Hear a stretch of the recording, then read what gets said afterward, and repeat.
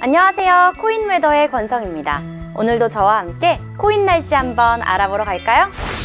정부가 블록체인 관련 산업 육성을 위해 올해 343억 원 이상을 투입합니다. 지난 16일 과학기술정보통신부에 따르면 올해는 지난해보다 지원 규모를 확대하고 혁신적인 신규 사업을 지원해 블록체인 기술 산업 경쟁력 확보에 나섭니다. 이를 위해 우선 공공선도 시범사업 10개 과제에 70억 원을 책정, 공공부문에 블록체인 기술을 도입하고 블록체인 초기 시장을 창출할 계획인데요. 앞서 과기부는 지난해 9월 400여 국가기관, 지자체, 공공기관을 대상으로 사전 과제 수요 조사를 했고, 이 가운데 파급 효과가 크고 국민 체감 편익이 높은 최종 10개의 과제를 선정했습니다. 과기부는 블록체인 서비스 개발과 조기 상용화를 위해 48억 원 규모의 민간주도 국민 프로젝트 사업 3개 과제를 지원합니다. 블록체인 기술의 글로벌 경쟁력 확보를 위한 연구, 개발 사업도 추진합니다.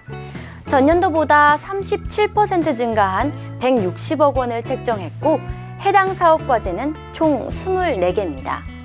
아울러 블록체인 서비스 모델 설계와 블록체인 수요 공급자 대상 컨설팅 등을 핵심으로 하는 블록체인 전문기업 육성에는 57억 원을 투입할 계획입니다. 정부가 올해 들어서는 본격적으로 블록체인 산업에 투자하는 것 같습니다. 대한민국의 날씨는 매우 맑음입니다.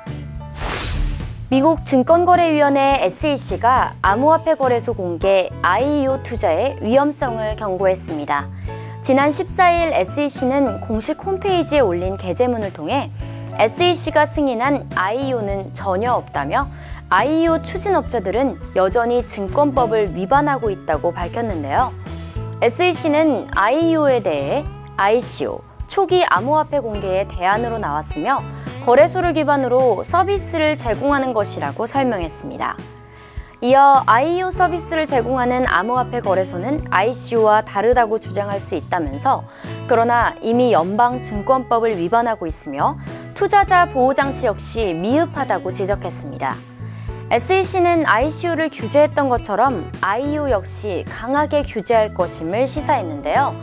IEO도 판매하는 상품의 성격에 따라 등록해야 한다며, 해외 업체가 IEO를 진행하더라도 미국 시민을 대상으로 하면 SEC의 규제 관할이라고 명확히 했습니다. 미국은 SEC의 규제 때문에 암호화폐 거래에 신중을 기해야 할 것 같네요. 미국의 날씨는 천둥 번개입니다. 중국이 블록체인 특허 출원 절차를 간소화합니다.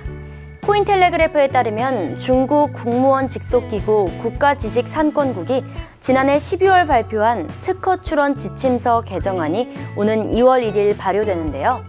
국가지식산권국은 블록체인, 인공지능, 빅데이터와 비즈니스 규정 방법 등 떠오르는 신기술을 위한 특허 출원 지침서의 개정안을 발표한 바 있습니다.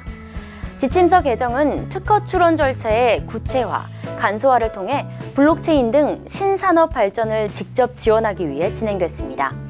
개정안에는 개인정보 유출 문제를 해결할 수 있는 블록체인 노드 통신 방안 및 장치도 담겼습니다. 블록체인 노드 간 안전한 소통을 위해서입니다.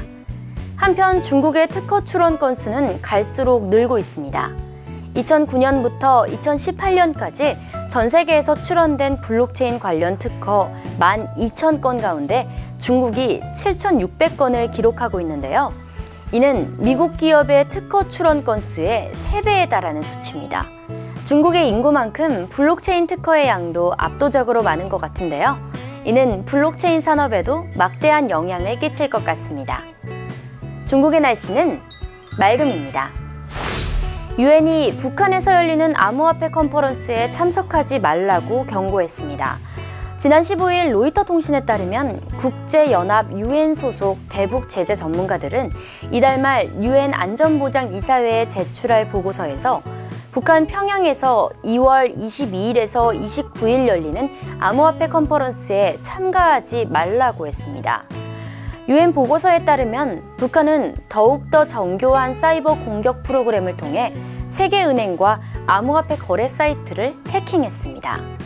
지난 2015년 12월부터 올해 5월까지 최소 17개국의 금융기관과 암호화폐 거래소를 해킹한 것으로 드러났는데요. 이를 통해 20억 달러, 한화 약 2조 3,200억 원을 탈취했습니다. 이 금액은 대량 살상 무기 WMD 프로그램 개발에 사용된 것으로 추정되고 있습니다. 이 때문에 북한의 핵 탄도미사일 프로그램 개발이나 대북 제재 회피 가능성을 높일 수 있는 금융거래, 서비스 또는 지원 등의 모든 제공을 금지하도록 요구한 것입니다. 북한이 암호화폐를 이용해 번 돈으로 핵 개발에 사용한다면 암호화폐의 밝은 면이 아니라 어두운 면이 조명받게 될 것 같네요. 암호화폐 컨퍼런스의 취지와는 맞지 않는 것 같습니다. 북한 지역의 날씨는 천둥 번개입니다.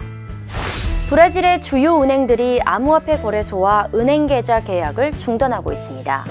최근 브라질 브라데스코 은행은 디지털 자산은 심각한 자금 세탁 위험이 있다며 암호화폐 거래소 계좌 지원을 중단하기로 했다고 밝혔는데요. 앞서 브라질 은행과 산탄데르 은행도 암호화폐 거래소 계좌 지원 중단을 밝힌 바 있습니다. 은행들의 계좌 계약이 잇따라 중단되자 브라질의 암호화폐 거래소는 은행을 상대로 소송을 제기했습니다. 비트코인 맥스 거래소는 산탄데르 은행을 상대로 제기한 소송에서 승소하며 은행 계좌를 유지하기로 했습니다. 반면 베르카 거래소가 브라질 은행을 상대로 제기한 항소심은 기각됐습니다. 한편 브라질 공정거래기구 CADE는 은행의 암호화폐 거래소 계좌 지원 중단은 불법이 아니며 독과점 성립 근거는 없다고 했습니다. 브라질에서는 암호화폐가 자금 세탁의 용도로 쓰이는 듯 안 좋은 이미지가 있는 것 같네요. 브라질의 날씨는 흐림입니다. 코인 웨더를 마칩니다. 시청해주신 여러분 감사합니다.